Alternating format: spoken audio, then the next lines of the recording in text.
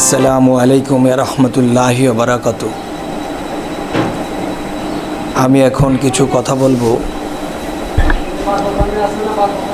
সেই কথাগুলো হলো, আমি গুরু শিষ্য নিয়ে কিছু আলোচনা করব। গুরু শিষ্য নিয়ে যে আলোচনাগুলো, সেটি যদি কেউ বুঝতে চায় তাহলে সেটি মর্মান্তিক হবে, আর যদি কেউ এটা নর্মালে নেয় তাহলে তিনি এই জগতের নয়, বা এই জগৎকে তিনি বোঝেন না, বা নতুন, বা বুঝতেছে। বলতে চাইতেছি,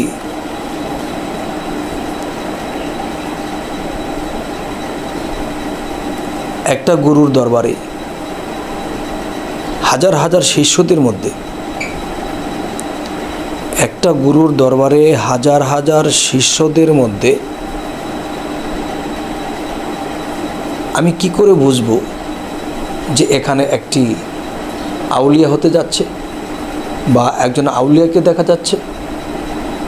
কি করে বুঝবো এই শত শত মানুষের মধ্যে একজন আউলিয়া? তাকে কি দেখে লক্ষণ, কি বোঝার আছে? কি দেখে বুঝবো যে ইনি আউলিয়া? এখন আমি বলবো, একজন মানুষ দেখা যায় হাজার হাজার ভক্তদের মধ্যে তিনি যে লক্ষণগুলো আমি তুলে ধরবো ইনশাল্লাহ।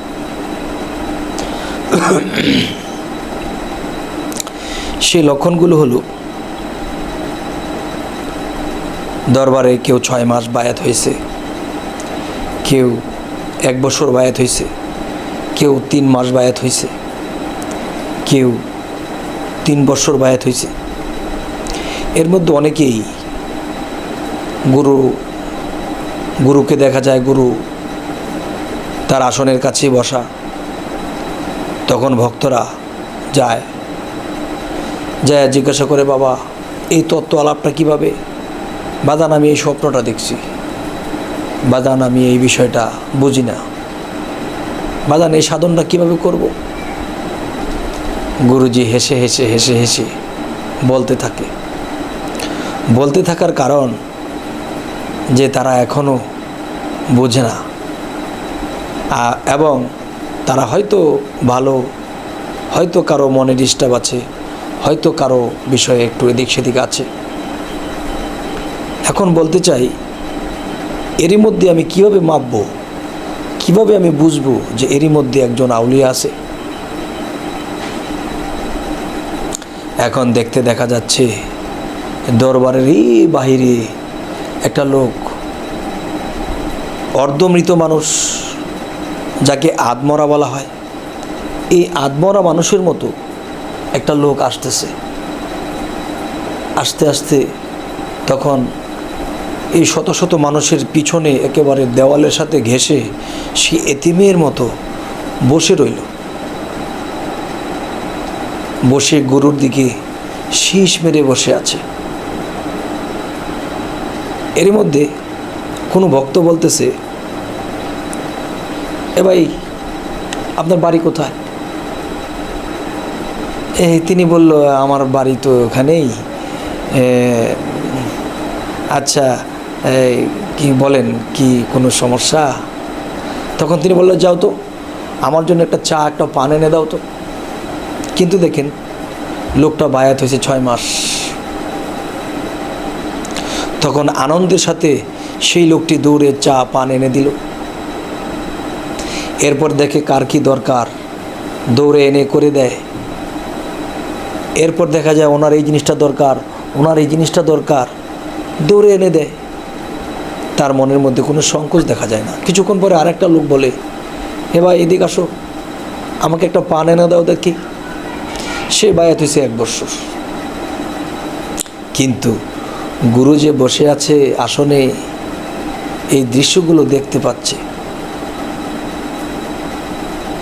এবং সেই শিষ্যটি সবার কাজ মোটামুটি করে দিয়ে সেই দেওয়ালের সাথে পিঠটা ঘেঁষে অনেক দূরে শীষ মেরে বসে আছে, গুরুর দিকে তাকিয়ে আছে। যেন সে এতিম, তার পৃথিবীতে কেউ নেই। এমন করতে করতে বেশ কিছুক্ষণ সময় চলে গেল। আরও কিছু লোক গিয়ে ওই লোকটিকে বলল, এই এই মিয়া, আপনার বাড়ি কোথায়? বলল, আমার বাড়ি এই তো সামনে। আচ্ছা, এদিকে তো আমাকে একটা পান, একটা চা এনে দাও তো। দৌড়ে আনন্দের সাথে এনে দিল, কোনো সংকোচ দেখা যায় না। আবার এনে দিয়ে আবার পিছনে গিয়ে এতিমের মতো গুরুর দিকে তাকিয়ে বসে আছে। এমন করতে করতে তখন গুরু তো জানে সে কে। গুরু সবাইকে বলতে লাগলো, এই ওই যে দেখো লোকটা বসে আছে, এই লোকটাকে বলো চলে যেতে। লোকটাকে বলো চলে যেতে। এই লোকটা এখানে বসে আছে, আমি শান্তি পাচ্ছি না। লোকটাকে চলে যেতে বলো। তখন একজন গিয়ে বলতেছে, এ ভাই, আপনি দরবার থেকে চলে যেতে বলছে, আমার গুরু আপনাকে চলে যেতে বলছে। তিনি বলল, আচ্ছা আচ্ছা আচ্ছা। তো এই আদমরা লোকটি হাঁটি হাঁটি পা পা করে একটা সিঁড়ির কোণে বা যেখানে জুতোগুলো রাখা আছে সেখানে বসে বসে জুতোগুলো ভাও করে করে রাখছে, জুতোগুলো ভাও করে করে রাখছে। কিছুক্ষণ পরে গুরু যখন ওদিকে চোখ গেল, এই তোমাদেরকে না বললাম এই লোকটাকে চলে যেতে? তখন আরও একটি ভক্ত গিয়ে বলতেছে, এই মিয়া, তোমাকে না বললাম চলে যেতে? আমার গুরু না বললো তোমাকে চলে যেতে, তুমি এখনো আছো কেন? যাও যাও। তখন তিনি জুতাগুলো ভাঁজ করে হাঁটি হাঁটি পা পা হাঁটি হাঁটি পা পা করে চলে যেতে লাগলো। কিন্তু চলে গিয়েও পিছনে তাকায়, চলে যায় আবার পিছনে তাকায়, যদি আমাকে গুরু একবার ডাক দেয়, যদি আমার গুরু আমাকে একবার ডাকে। তখন আবার দূরে গিয়ে একটু দরবারের বাইরে আবার একটা জায়গায় বসছে। বসার পরে তখন দেখে সেই ভক্তটি এখনো বসে আছে। তখন গুরু নিজেই উঠে গেলেন, গিয়ে বলতেছেন, এই তোমাকে না আমি আমার ওই ভক্তদেরকে দিয়ে তাড়াইয়া দিলাম, তুমি কেন এখানে এখনো বসে আছো?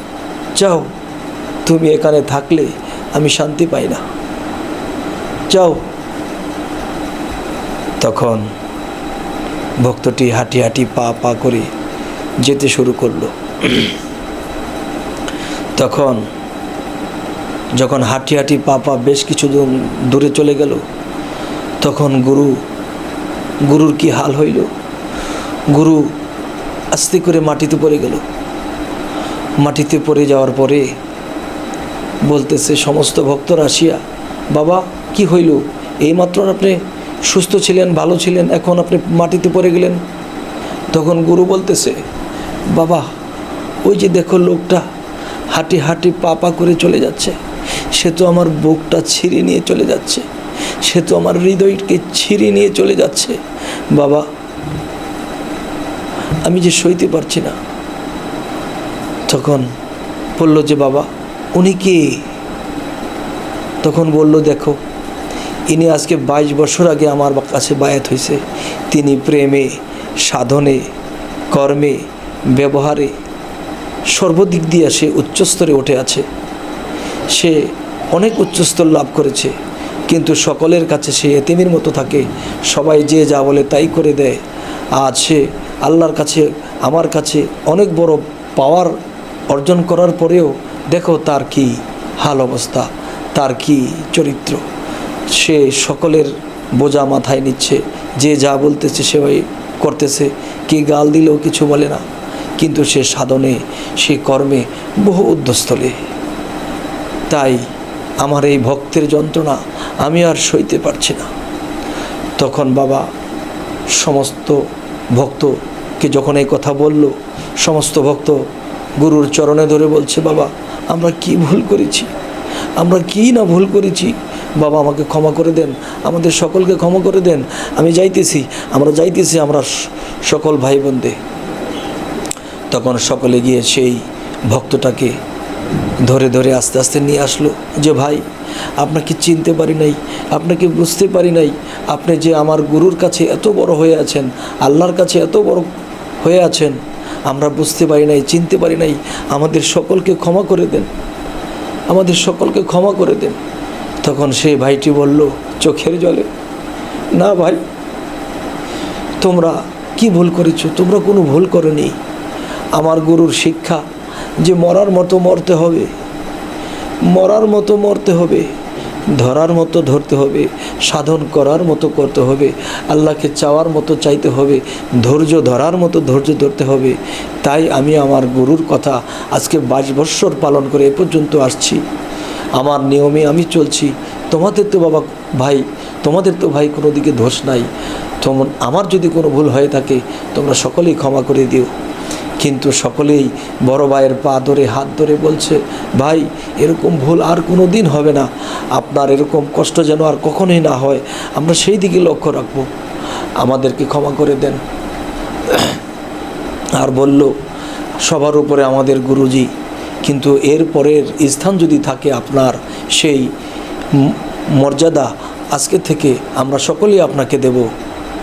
এবার বলেন আমাদেরকে ক্ষমা করে দিয়েছেন কিনা? তখন চোখের জলে এই ভাইটি সকলকে বুকে জড়ায় বলছে, ভাই এই পৃথিবীতে অল্প দিনের জন্য এসেছি, আল্লাহর সাধনার করার জন্য আসছি, আল্লাহকে পাইবার জন্য আসছি। তোমরা যদি এরকম হও তাহলে নির্ভয়, আল্লাহ বলছে যে সাধনা প্রেম করে আল্লাহকে পায় এবং যে নিজেকে পবিত্র করে তিনি আল্লাহকে পায়, তখনই আল্লাহ বলছে একজন পবিত্র মানুষের কোনো ভয় নেই, আর সেই পবিত্র মানুষই আল্লাহর বন্ধু। আজ আমি এই কথাগুলো বললাম। হে আমার আশেক ভাই, হে আমার পীর ভাই, হে আমার দেশবাসী ভাই, হে আমার বিশ্ববাসী ভাই, কোরআন অনুসারে আমাদের গুরু ধরতে হবে, মুর্শিদ ধরতে হবে। আমরা ধরব, কিন্তু গুরু ধরব যে গুরু ধরতে গেলে একে মুরিদ বলা হয়, আর মুরিদ শব্দের অর্থ মরা, আর সেই মরাটি হলো জিন্দা মরা। যদি কেউ এই জিন্দা মরা হইতে পারে তাহলে এই